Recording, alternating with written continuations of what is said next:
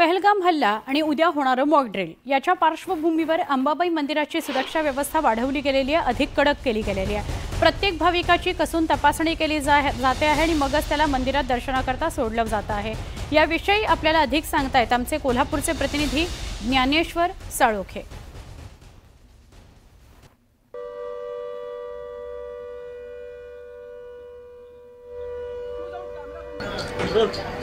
पहलगाम हल्ल्यानंतर देशातल्या सुरक्षेबाबत आहे ते सरकार गंभीर पावलं उचलताना पाहायला मिळते। कोल्हापुरातल्या अंबाबाई मंदिरामध्ये सुद्धा आहे ती सुरक्षा व्यवस्था कडक असल्याचं आपल्याला पाहायला मिळते। नेहमीच या ठिकाणी सुरक्षा व्यवस्था आहे ती कडक असतेच, मात्र या सगळ्या हल्ल्याच्या पार्श्वभूमीनंतर सुद्धा आहे ते पर्यटन स्थळ आणि धार्मिक स्थळ असलेल्या अंबाबाई मंदिरामधली सुरक्षा व्यवस्था अधिकच कडक करण्यात आल्याचा आपल्याला दिसून येते। प्रत्येक या पर्यटकांची बॅग, भाविकांची बॅग आहे ती या मशीनमध्ये एक्सरे स्कॅनिंग मशीनमध्ये तपासल्यानंतरच आहे ती पुढे सोडण्यात येते आणि त्यानंतर या बॅगेमध्ये काय आहे याची तपासणी सुद्धा आहे ती फिजिकली नंतर आहे ती केली जाते आणि त्यानंतरच आतमध्ये आहे ते भाविकांना सोडलं जाते। एकूणच पाहायला गेलं तर उद्या मॉक ड्रिल आहे ते या संदर्भातलं होणार आहे।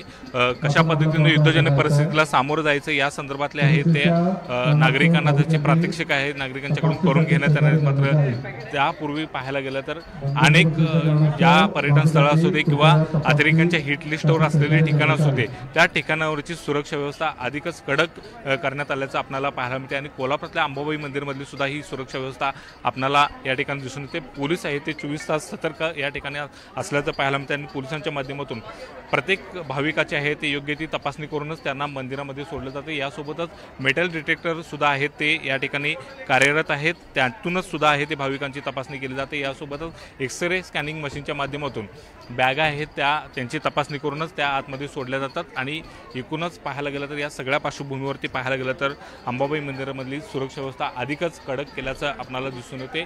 पोलीस आहे ते 24 तास या ठिकाणी तैनात आहेत। अंबाबाई मंदिराचे सुरक्षा कर्मचारी सुद्धा या सगळ्या बाबीवरती लक्ष ठेवून असल्याचं पाहायला मिळते। सीसीटीव्हीची नजर सुद्धा या सगळ्या परिस्थितीवरती आहे ते आपल्याला दिसून येते। BDDSचं पथक सुद्धा आहे ते नेहमीच अंबाबाई मंदिराची आहे ते तपासणी करून त्याचा अहवाल आहे ते पोलीस विभागाला देत असतं। एकूणच या सगळ्या पार्श्वभूमीवरती पाहायला गेलं तर अंबाबाई मंदिरामध्ये सध्या कडक सुरक्षा व्यवस्था आहे ते आपल्याला दिसून येते। Video journalist Sandeep Patil, Dnyaneshwar Salokhe, news 18 Lokmat, Kolhapur.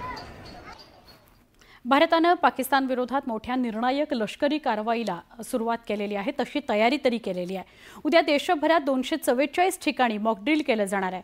Sindhudurg जिल्ह्यात सुद्धा उद्या मॉक ड्रिल केलं जाणार आहे। याचाच आढावा घेतला आमचे सिंधुदुर्गचे प्रतिनिधी प्रसाद पाताडे यांनी।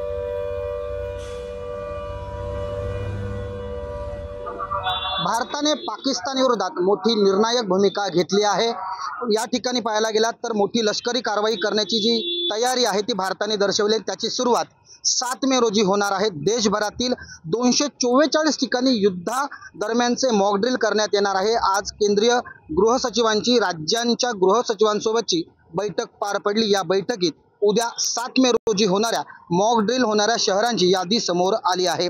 राज्यात 16 ठिकाणी मॉक ड्रिल होणार आहेत। देशभरात सिव्हिल डिफेन्स मॉक ड्रिल होणार आहेत। यात air strike, alert siren, crash black outs विशेष प्रशिक्षण दिले जाते। युद्धजन्य परिस्थितीत शत्रू देशांच्या विमानांनी हल्ला केल्यास काय करावे, काय करू नये याची माहिती यामध्ये दिली जाते। आणीबाणीच्या स्थितीत लोकांनी आपली काळजी घेण्यासह इतरांना कशी मदत करता येईल याचे प्रशिक्षण या मॉक ड्रिलच्या माध्यमातून देण्यात येणार आहे।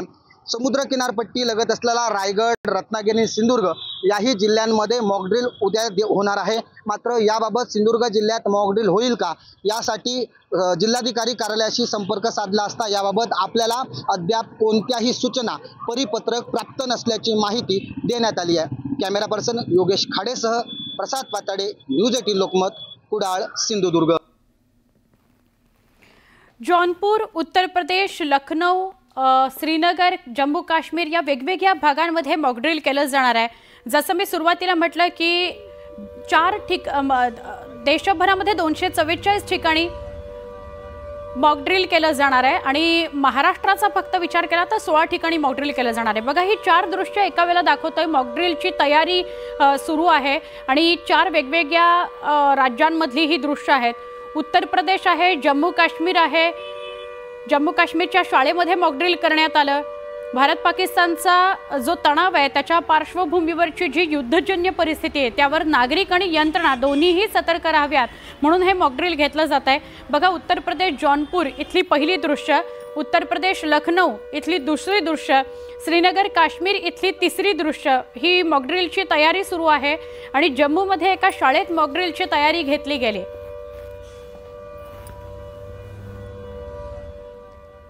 संभाव्य युद्धजन्य परिस्थिती लक्षात घेता देशभरात मॉकड्रिल केलं जाणार आहे। जम्मूतील शाळेत मॉकड्रिल करण्यात आलं। यावेळी हल्ला झाला तर विद्यार्थ्यांनी कशा प्रकारे काळजी घेतली पाहिजे याचं प्रशिक्षण, याचा सराव या विद्यार्थिनींकडून घेतला गेला। जर सायरन वाजला तर काय केलं पाहिजे, ब्लॅकआउट झालं तर काय केलं पाहिजे, काय सूचना येतील त्या पद्धतीने कसं वागलं पाहिजे याचं प्रशिक्षण शाळांमध्ये सुद्धा दिलं गेलं। काश्मीर श्रीनगर इथल्या शाळेतली ही दृश्य आहेत।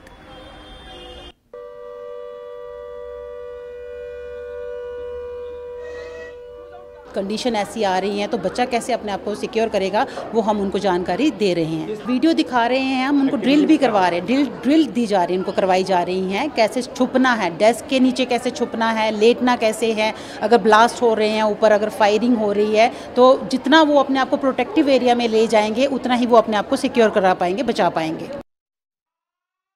उन्होंने हमें पूरा यही समझाया कि हम अपने आप को कैसे प्रोटेक्ट कर सकते हैं इस टाइम पर और कैसे हम दूसरों को भी प्रोटेक्ट कर सकते हैं। जैसे उन्होंने हमें पूरा बताया कि अगर हम स्कूल के अंदर हैं तो हम क्या और प्रिवेंटिव चेक्स ले सकते हैं और बाहर हैं तो हम क्या करेंगे, घर पे हैं तो हम क्या करेंगे। तो हमें बहुत अच्छा लगा कि उन्होंने इस पूरा हमें समझाया। हमें हमारे स्कूल में बताया कि कैसे हमें सेफ़ रहना है, किस तरह से हमें प्रोटेक्ट करना है खुद को और बाकियों को, ना कि सिर्फ खुद को, बाकियों की भी हमने हेल्प करनी है। अगर कोई गिर जाता है या फिर हमें उसे कैसे सेव करके हमें बचाना है एंड ऑल। और हमें फ़र्स्ट एड के बारे में भी काफ़ी अच्छे से बताया। हमें ऐसा पहले भी बताया जाता था बट आज काफ़ी अच्छे से डीप तरह से बताया गया।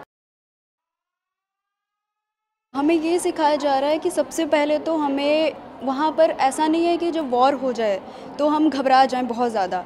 मतलब हमें काम भी रहना पड़ेगा और ये मेंटली पहले ही प्रिपेयर होना पड़ेगा कि उस वक्त हम कैसे काम रहें।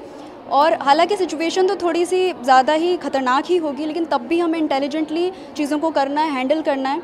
और ये बताया गया है कि हम बेंचेस के नीचे छुप सकते हैं, कॉर्नर्स में जा सकते हैं, इस तरह कि हमारे ऊपर कुछ सेव करने वाली कोई चीज़ हो और हम उसके नीचे हों और हम अपने आप को प्रोटेक्ट करें अच्छी तरह से।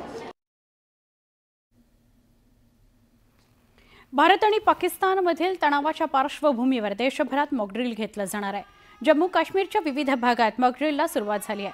श्रीनगरच्या दल सरोवर इथेही मॉकड्रिल घेतलं जात आहे, ज्यामध्ये बोट उलटणे, बुडण्याच्या घटना अशा जर काही घटना समोर आल्या तर त्या आकस्मिक परिस्थितीचा कसा आपण सामना करायचा याची तयारी करण्यावर लक्ष केंद्रित करण्यात आलं।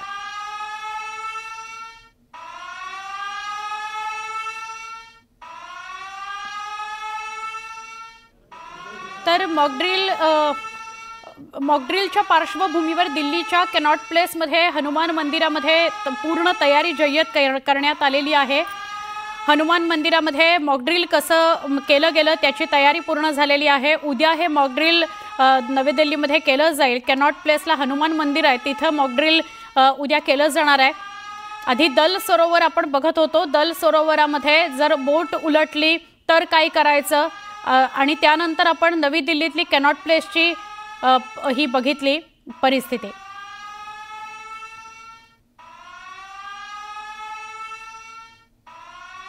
पाकिस्तान से तनाव के बीच गृह मंत्रालय ने कुछ राज्यों में मॉक ड्रिल के आदेश दिए हैं।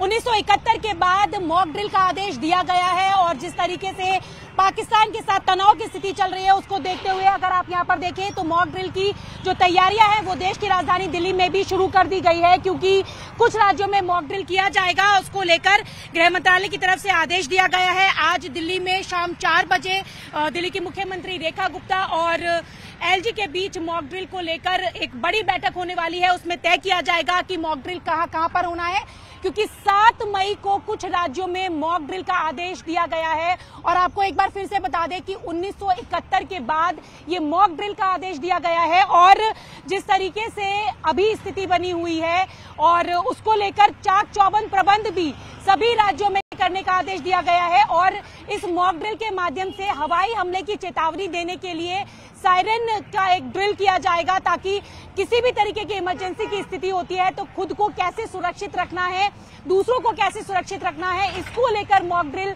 की तैयारियां शुरू की जा रही हैं। 7 मई को देश भर में मॉक ड्रिल होनी है। ऐसे में आपको बता रहे हैं कि मॉक ड्रिल में क्या कुछ होने वाला है। देखिए, इस वक्त मेरी मौजूदगी है कनॉट प्लेस के हनुमान मंदिर में, जहां पर हर वक्त भीड़ रहती है। ऐसे में ये एक तस्वीर पहले मैं आपको दिखा दूं कि इस वक्त भी यहां पर कितनी भीड़ बनी हुई है। ऐसे में अगर एयर सायरन बजते हैं तो आपको क्या करना है, इतनी भीड़ में भी कहीं घबराने की जरूरत नहीं है। आप नीचे की तरफ देखेंगे तो यहाँ पर एक पूरा सबवे बना हुआ है। ये सबवे आपके लिए सबसे ज्यादा जरूरी है, क्योंकि जब एयर सायरन बनते हैं या किसी तरीके की अगर कोई एयर स्ट्राइक होने की बात आती है तो सबसे पहले जरूरी है कि आप निचले तरों में चले जाए, यानी कि अंडरग्राउंड चले जाएं। और ये आप देखें कि वहां से ज्यादा सेफ आप इस जगह में है, और इससे भी ज्यादा सेफ आप तब हैं जब आप सीधा इसके अंदर चले जाते हैं। और ये पूरी जगह है जहां पर काफी लोग जो हैं वो ठहर सकते हैं, रुक सकते हैं, क्योंकि कोई भी अटैक जब होता है उसका इफेक्ट को या जो कोलैटरल डैमेजेस जिन्हें कहा जाता है उनको कम करने में सहायक होता है। ऐसे में आपके आसपास जब एयर सायरन्स बजते हैं तो आपको करना यह है कि अपने आसपास रिफ्यूज लेना है, अपने आसपास ऐसी जगहों को देखना है। और उसके लिए ज़रूरी नहीं है कि आपके आसपास सबवेज ही हो। अगर आपके आसपास, घर के आसपास कोई अंडरग्राउंड टनल्स वाली जगह है या जैसे मेट्रो स्टेशन हैं, उनमें भी आप जा सकते हैं। लेकिन दिल्ली में ज़्यादातर जगहों पर इस तरीके के सबवे हैं जो आपके लिए ऐसे मौके पर आपके लिए सुरक्षित हो सकते हैं, और यहाँ पर आकर आप बड़े खतरों से भी बच सकते हैं। कल मॉक ड्रिल होनी है, उससे पहले हम भी आपको बता रहे हैं कि किस तरीके से आप ऐसी स्थितियों में अपने आप को तैयार रख सकते हैं। कैमरा पर्सन दिनेश नागर के साथ प्रियंका कांडपाल, न्यूज़ 18 इंडिया, दिल्ली।